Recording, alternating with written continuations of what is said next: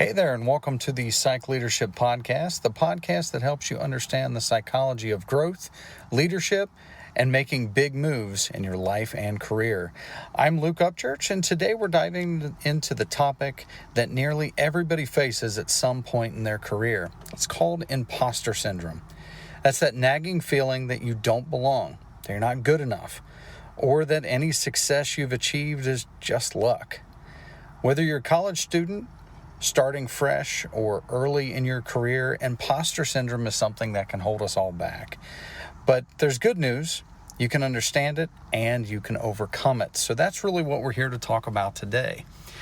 First, I'll give you a little anecdote. I am definitely no stranger to imposter syndrome. I'm actually dealing with it on two fronts right now. So if that gives you any solace, the fact that I'm probably a little bit older than many of my listeners here, this isn't really something that goes away. It's just something that you learn how to deal with a little bit better. So for example, in my day job, I work in cybersecurity. I fell into cybersecurity completely by accident. And most of the time when I sit around with my team members and we talk about new ideas, I'm coming at it from a completely different perspective. I know just enough coding to be dangerous, so I know it more conceptually and more in theory than I do in practice. And kind of the same thing can be said with my psychology background. So I completed the master's in psychology, but I've never practiced. I have no intent of going into clinical studies or anything along those lines. And so sometimes you kind of feel like, well, is it just a piece of paper? Right? I went through all the motions, but do I know how to do it? It's no different than, for instance, many of you are probably not that far from learning, from when you first started learning how to drive, right? You take your driver's test, the written test, and then you get behind the wheel for the first time and you think, what the heck did I get myself into? Right? I'm now responsible for something, not just my path, but what about everybody else's? What about everybody else on this road? Well, it's no different in your career, right? You get done with your college studies or your high school studies. You get that piece of paper that says, I've made it. I've earned something. But it's tough to overcome the self-doubt. And that's really what we're trying to unpack today. So first we need to define what is imposter syndrome. It's a psychological pattern where an individual doubts their own accomplishments and the fear of being exposed as a fraud. It affects both students and professionals, even highly successful leaders. From a psychological concept, we can connect here to cognitive distortions. That's a distorted way of thinking, like discontinuing positives or what's called I'll have to edit that part out. Catastrophizing.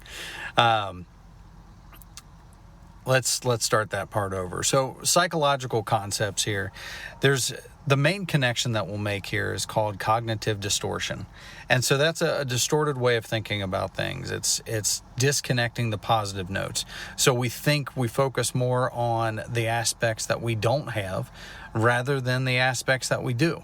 So I'll take you back to my example, right?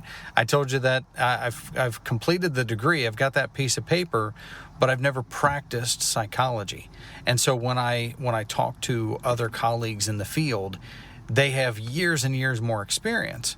Well, what do I bring to the table, right? What can I focus on that is a positive as opposed to just focusing on the lack of experience or the lack of exposure that I have in that space? I can focus on things like, well, I did just get the education, which means that any of the research that I've looked at is probably more current than what they're looking at. Right? It's if they got their degree 5-6 years ago, maybe I'm coming in with some fresh ideas. And the other side of that coin is that your life experience is not the same as theirs. So even if you have the same degree, even if you went to the same school and in the same time and had the same teachers, if all those things are the same, it does not mean that it's an apples to apples comparison. It doesn't mean that your knowledge is somehow discounted. So that's what imposter syndrome is at 1,000-foot view. So why do we feel like a fraud? Well, there's a lot of reasons for this. First off, there's a pressure to succeed in academics and early in our career jobs, right? As a culture, as a society, and this is often fueled by things like social media, you see people coming fresh out of high school, fresh out of college, and they're landing these amazing jobs, or so they would have you believe, right? That's not always the case. And for most of us, I don't know about you, but I sure as hell did not land a 6-figure job right out of high school, right? That took some time. You've got to cut your teeth a little bit. So understand, yes, there's a pressure to succeed, and you want that degree to mean something. As a society, we're told, make sure that you go to college or get educated, get trained in something that you're immediately able to use. And the fact of the matter is no different than, our driving analogy. You don't take the driver's test and walk out the DMV with your temps and then jump in a NASCAR. Right? That's not real life. That's not how it works. You're going to drive, your mom and dad's hand-me-down for a minute, and then maybe you're going to get your own car, and then you gradually move up. I recently, my son's trying to learn how to drive here, and we were talking through the idea that the first car he's trying to learn how to drive on is a pretty big SUV, and we said, well, let's maybe start smaller. Maybe it's a little bit less intimidating to start smaller. And he kind of struggled with that same thing. Well, what do you mean? I passed my test. Well, sure, but you don't have any life experience. There's also this comparison culture. And like I said, this is fueled up by social media. But we're constantly judging our success based on somebody else's. Folks, I'm here to tell you, it really doesn't matter what race somebody else is running. I want you to succeed, but I want me to succeed too, right? Don't compare yourself to somebody else. Again, just like I said, if their experience is 1-to-1, if everything matches up, doesn't mean that their life was 1-to-1, okay? So, when I finished my degree, one of the things I kind of struggled with, and I had this conversation with my wife, I almost didn't want to celebrate the fact that I got my degree, because I told my wife I'm in my 40s. I just now finished my master's. I feel like the fat kid that shows up at the end of the race. Everybody's done. They've already had their pizza, and here I am stumbling over the finish line, right? Most of my colleagues, most of the folks that I went to high school with have long since graduated. Well, nobody really cares when you finish your degree, and understand that not everybody even needs a degree, right? You need training, you need education, you need experience. Does that always equate to a piece of paper and a 4-year degree or a 6-year degree? No, not necessarily. Okay? So other things that kind of fuel this imposter syndrome is low self-efficacy. So essentially, if you have low self-confidence in the first place, if you're always focused on the things that you haven't done versus the things that you have, it kind of fuels that feeling of, am I a fraud? Okay? There are different types of imposter thoughts as well. So there's 4 major types, and I think at least one of these is probably going to relate to you as an individual. I can see at least a couple of them that might relate to my journey. So of the different types of imposters, there's the perfectionist. This is the person that says, if it's not perfect, I must be a fraud. Or if I'm not perfect, I'm a fraud. That's a misnomer right off the bat, right? If you come out of school knowing everything, then I would question what kind of career you're actually getting into. Who are you surrounding yourself with? All right, is that ever real? A degree does not teach you all the knowledge in that field. A degree teaches you how to find the knowledge. There's no way that they could, that your college professors or your high school teachers could cram all those lessons, everything that you're trying to learn, into a 4-year program. It's not possible. Okay, so the perfectionist is a misnomer anyway. Another type is called the expert. This is the person, it's kind of similar, but I should know everything or I don't belong. So, take you back when, like I said, when I started IT, I absolutely don't know everything. I lean on my team all the time. And in fact, the way that I've started looking at it is that my job in my role is not to know every aspect of everything that we're doing in that IT space. My job is more around strategy.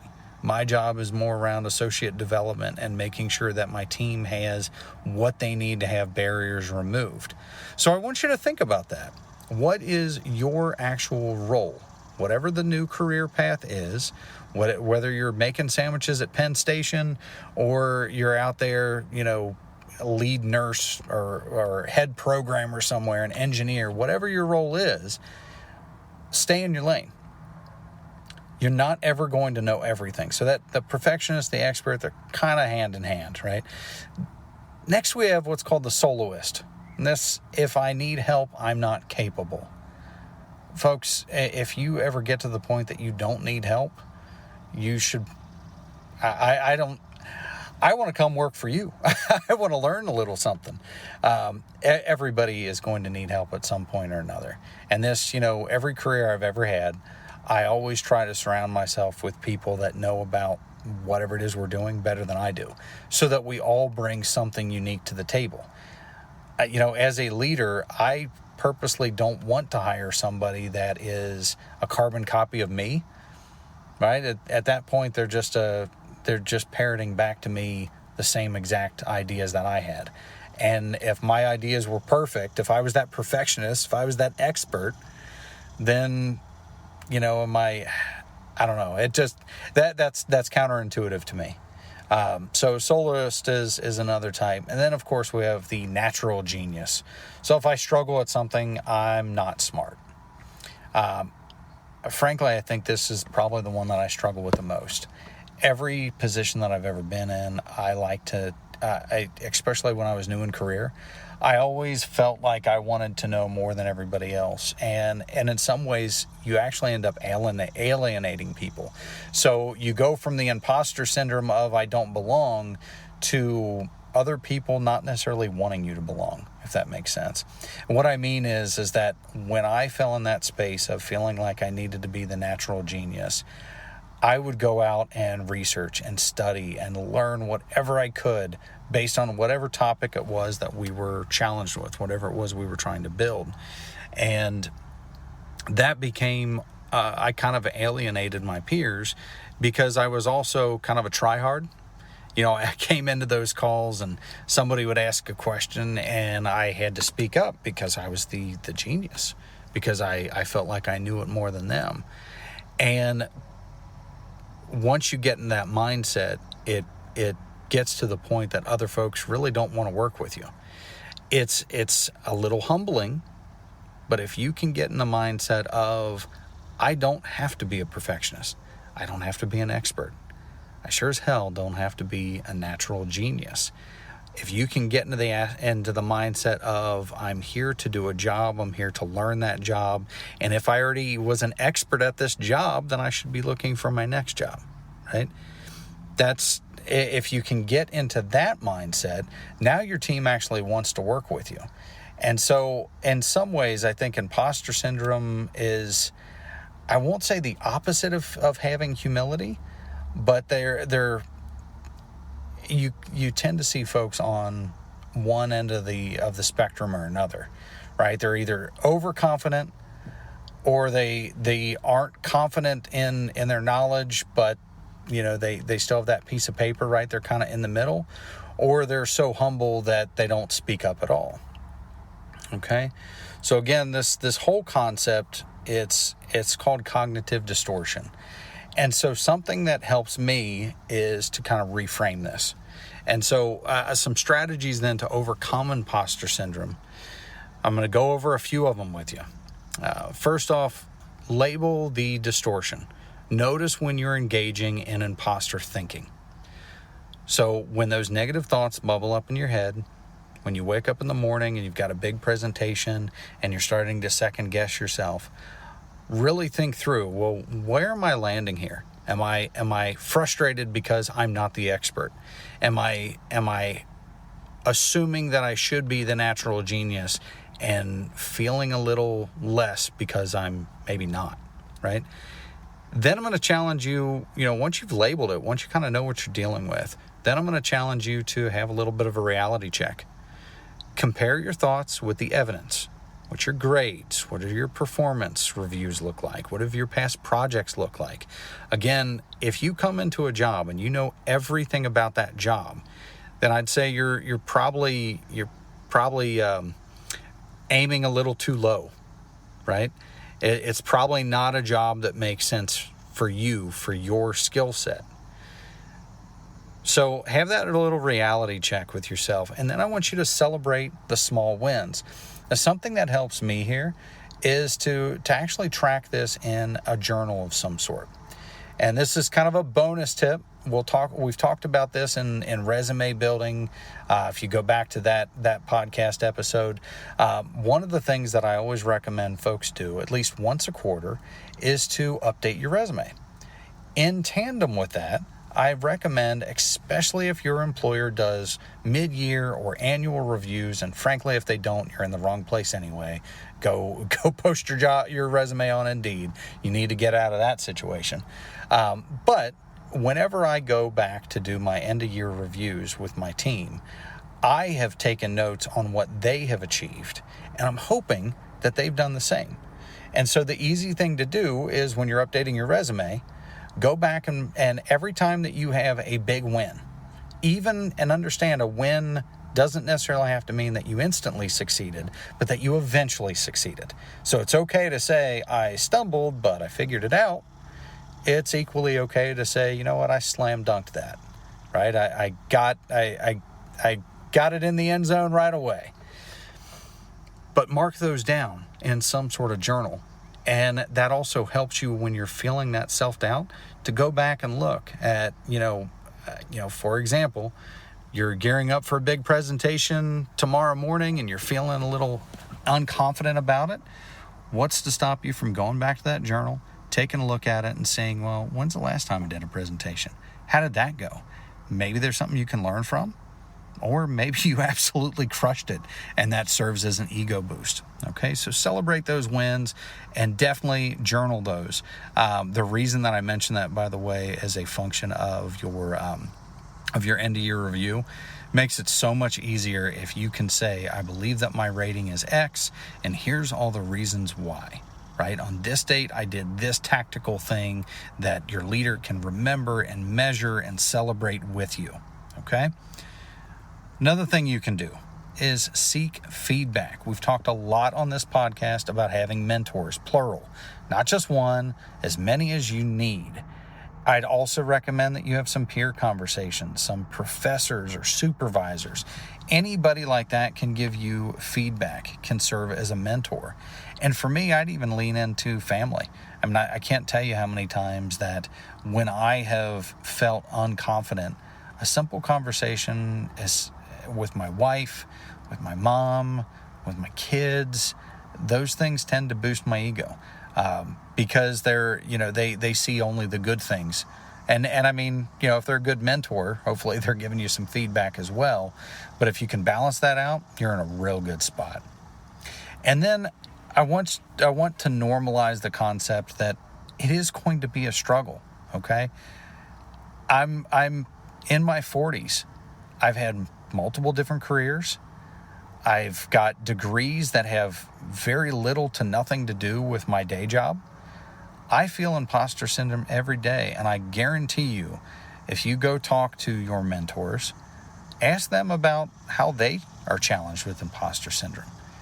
It's something that if you have any shred of humility, unless you're just an egomaniac, you're always going to have those kind of questions. So from a psychological concepts here, we're talking about cognitive reframing.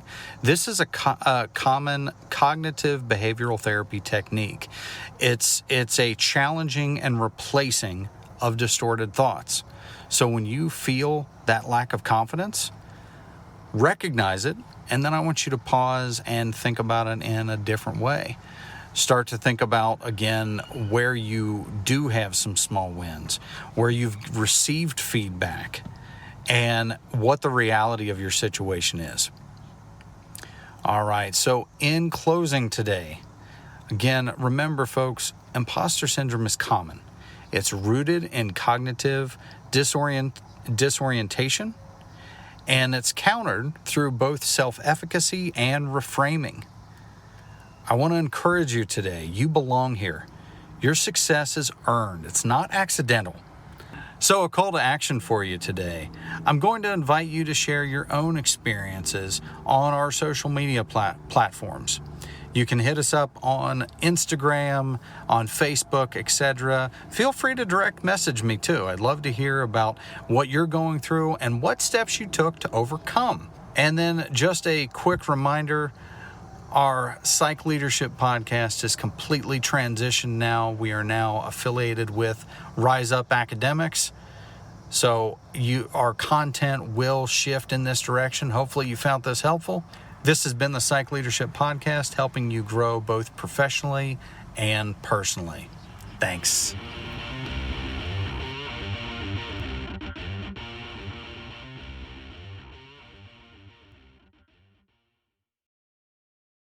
Hey, you made it all the way to the end of the podcast. Thanks so much for your time today. If you like this content, I'm going to ask that you consider a small donation.